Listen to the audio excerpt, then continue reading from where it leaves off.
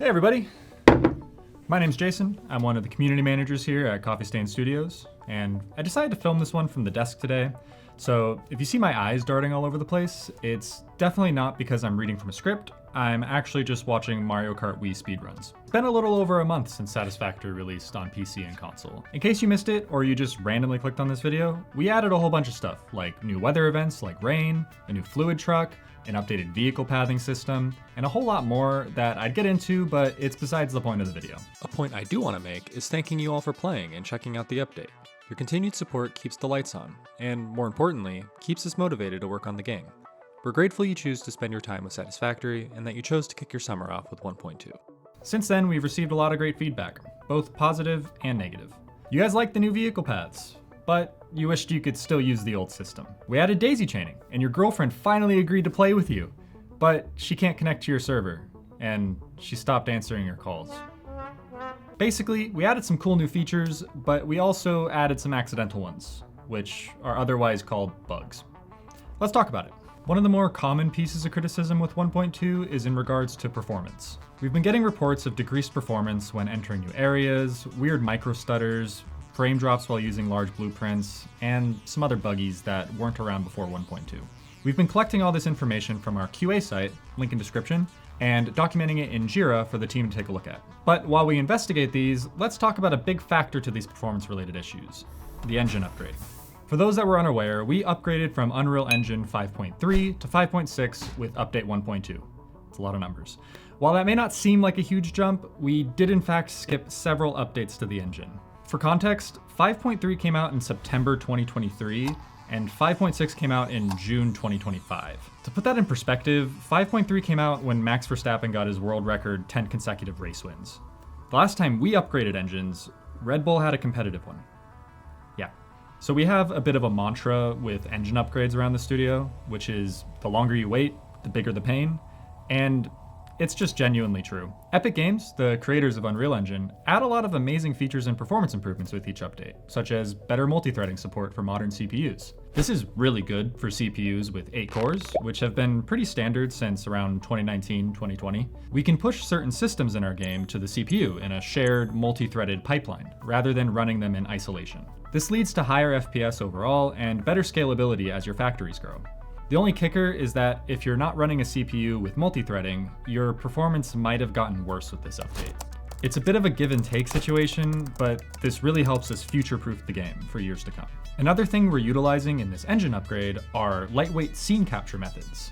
This basically allows us to keep rain and other cool effects constrained to your viewport, which gives you great visuals at a low performance cost. For those that don't remember, or haven't gotten your work-mandated history lesson on Satisfactory lore, the game actually had weather for a bit back in Update 6, just before the engine upgrade to UE5. Back then, however, the team was using scene depth tech that wasn't native to Unreal Engine, and it wasn't easily supported in the move from UE4 to UE5.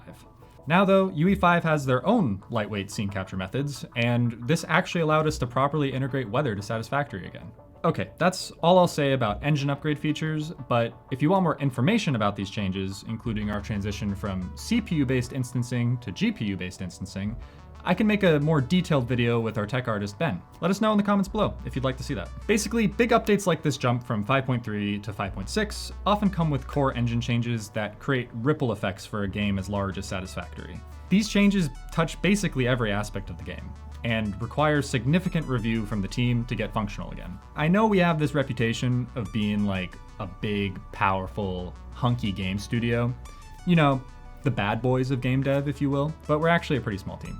Yeah, there's like 7 programmers. And while they are absolute wizards in C++, they are most active on the Satisfactory side of development, not the engine side. We did our best to catch as much of this as possible with our EXP branch and our own internal testing, but some issues have slipped through the cracks. We're actively addressing these, and we do want to apologize for those experiencing reduced performance or any other issues. We're working on it.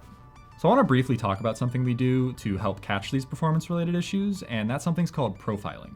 This is basically an automated benchmark, similar to something like 3D Mark, if you've heard of that. Essentially, we have multiple save files that run scripted camera paths, capturing data like CPU and GPU performance, FPS distribution, and memory usage. This helps us keep track of performance issues running in real time. Satisfactory is not inherently a memory-friendly game, and that's because we try and give you as much freedom as possible to build whatever you want. This makes development a really fun, but often frustrating challenge in optimization and performance. Okay, moving on. Something else I wanted to briefly touch on was multiplayer issues. We see a number of people having a slew of different problems, whether it's getting disconnected in late game saves, or encountering FPS drops in new areas, or just general performance issues on your multiplayer servers. Some of this is tied back to potential CPU issues like I talked about before, like collision streaming being more complex in multiplayer. For context, that system needs to track all the players in your game and determine which areas and objects should have active collision. We have seen more and more of these issues coming in, and we do want to say that we have devs actively following up with those experiencing issues and getting down to the root cause of the problem. This is a priority for the studio, and we want to ensure that everyone has a good experience playing with their friends. Okay, it's time for me to address the Doug-sized elephant in the room: horizontal lifts. For those uninformed, there was a bug in the game that allowed you to rotate conveyor lifts in some really funky ways. This was documented on our end, like this, and we fixed it. We did game development. Except it turns out this was actually a pretty cool method to get some interesting designs for our more expressive builders. Doug and Nova made a great video about this, and I'll link it down below. Naturally, folks were pretty upset that we removed this, and we get that. My first reaction was, well, of course we have to add it back in. We took away something that allowed people to express themselves. It felt like removing hypertube cannons. You know, a harmless exploit that players enjoy utilizing. However, we do like to do our due diligence around here, and we had extensive conversations about this. We learned that this bug was actually causing some rendering and performance issues because doing this exploit basically breaks the logic of the conveyor lift, which causes the items on the belt to render off screen. This causes unnecessary and unexpected rendering costs. It leads to performance issues, especially on lower end machines. That being said though, we understand why players are utilizing this. It gives you more expressive builds, aesthetic freedom, and frankly just awesome effects like a waterfall of items. We see this, and while we won't be reverting the bug, we're going to remember this desire for a future update. The last big thing I wanted to discuss was the vehicle system, both new and old. The reception has certainly been positive overall. There was a shocking amount of people who had just never used the vehicles, but with the new system, it convinced a lot more people to give them a try. That's genuinely been really nice to see. That being said though, there are a number of people disappointed that they can no longer drive and set their own routes, or rely on physics to create some really wacky paths. I personally understand that sentiment. Basically all my saves include some sort of janky monster truck rally that was about 10% delivering coal and 90% seeing my trucks fly off cliffs. It was awesome. I've even said on stream that if the demand is high enough, we'll find a way to get the legacy system back in the game. Yeah, I shouldn't have said that. Yeah, no, the legacy vehicle system it's dead. Now let me tell you about the dirt we used to bury the body. Basically the bones, the structure of the legacy vehicle system, if you will.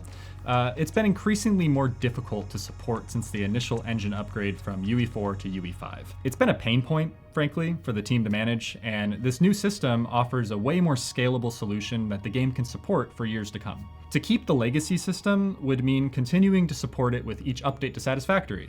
Because the thing about game development is that all of these features touch one another in some shape or form. Some touch each other tenderly, with a gentle caress, and others from the top rope of a DX racer. Anytime we introduce anything to the game, all systems need to be accounted for. And to reintroduce the legacy system would be to intentionally deliver unorganized, non-expandable game code, which that's just simply not in the studio's core values. That was weird. While I mourn the loss of a dear friend like the legacy vehicle paths, we've simply outgrown them. This video's been a bit of a drag. To end on a more positive note, we have released a patch since 1.2, and it has addressed some more of the blatant issues with the update. We fixed a memory leak that was due to multiple issues with drones. We addressed some conveyor belt ghosting issues. We fixed some UI issues like virtual keyboards not opening and closing properly when a keyboard is plugged into consoles. As well as an issue with trying to save a new color preset and being unable to do so due to a pop-up not being dismissed. You can find more of these fixes in the full patch notes that I will link down below. Or I'll show it on screen for approximately 1.5 seconds. Get it? Cool. So, we've actually released another patch since I recorded this video.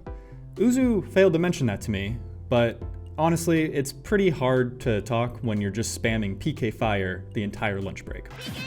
In this patch, we've got an FS4 upgrade, a ton of UI fixes, and some potential fixes for some very common crashes on console. I'm gonna put this one on the screen for 0.75 seconds to keep you on your toes. Okay, that's it for editing, Jason. It's been really nice, guys. Goodbye. So, what's on the docket next? We're gonna keep investigating and find solutions for the topics that we've discussed in this video. Some of us are taking our yearly leave, while others are gonna be heads down working on some pretty cool stuff, actually. We can't discuss it quite yet, but we are pretty excited about it. For now though, I'm gonna edit this video and keep cooking with the team. If you wanna join the discussions about our game or link up with other Satisfactory players, feel free to join our Discord. If you have a bug to report, head over to questions.satisfactory.com. Both that and the Discord will be linked down in our description. I hope you all have a good rest of your day or night, and I'll see you all in the next video. See ya!